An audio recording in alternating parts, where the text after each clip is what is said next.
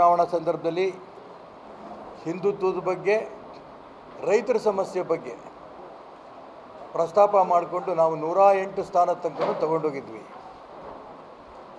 ಅಂಥ ಸಂದರ್ಭದಲ್ಲಿ ಕಾಂಗ್ರೆಸ್ ಕೂಡ ನಿರ್ನಾಮ ಆಗೋಂಥ ಪರಿಸ್ಥಿತಿ ಬರ್ತಾ ಇತ್ತು. ಆದರೆ ದುರ್ದೈವ, ಮಾನ್ಯ ಯಡಿಯೂರಪ್ಪನವರು ಮತ್ತು ಅವ್ರ ಮಕ್ಕಳ ಕೈಯಲ್ಲಿ, ಮಕ್ಕಳ ಕೈಯಲ್ಲಿ ಭಾರತೀಯ ಜನತಾ ಪಾರ್ಟಿ ಸಿಕ್ಕ ನಂತರ ರಾಷ್ಟ್ರೀಯ ವಿಚಾರಗಳಿರ್ಬೋದು, ಹಿಂದುತ್ವದ ವಿಚಾರಗಳಿರ್ಬೋದು ಪಕ್ಕಕ್ಕೆ ಸರಿದು ಜಾತಿಗೆ ಹೆಚ್ಚು ಒತ್ತು ಕೊಡ್ತಾ ಇರೋದ್ರಿಂದ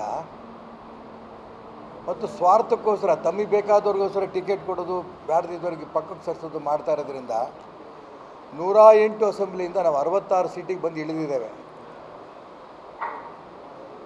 ಇದ್ರ ದುರುಪಯೋಗವನ್ನು ಕಾಂಗ್ರೆಸ್ ಕೂಡ ಮಾಡಿಕೊಂಡು ರಾಜ್ಯದ ಅಧಿಕಾರಕ್ಕೆ ಬಂತು.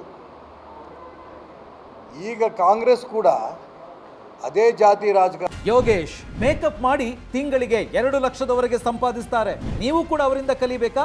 ಅವ್ರ ಜೊತೆ ವಿಡಿಯೋ ಕಾಲ್ನಲ್ಲಿ ಮಾತಾಡಬೇಕಾ? ಈಗಲೇ ಫ್ರೀಡಮ್ ಆ್ಯಪ್ ಡೌನ್ಲೋಡ್ ಮಾಡಿ. ಕಾರಣವನ್ನು ಮಾಡಿಕೊಂಡು ಮುಂದುವರಿತಾ ಇರುತ್ತೆ.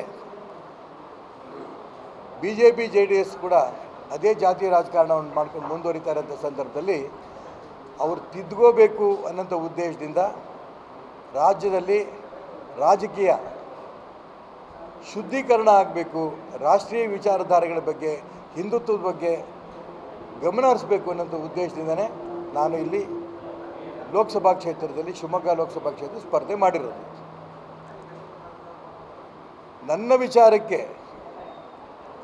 ಒಪ್ಪಿ 8 ವಿಧಾನಸಭಾ ಕ್ಷೇತ್ರಕ್ಕೆ ನಿರೀಕ್ಷೆಗೆ ಮೀರಿ ನಮಗೆ ಬೆಂಬಲ ಕೊಡ್ತಾ ಇರೋದು ತುಂಬ ಸಂತೋಷ.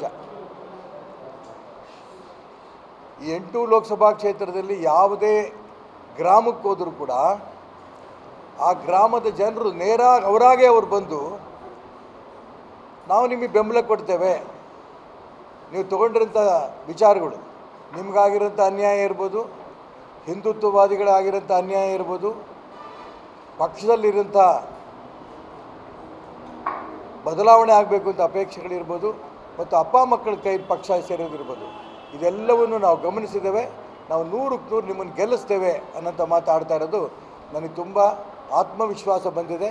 ಈ ಒಂದು ಲೋಕಸಭಾ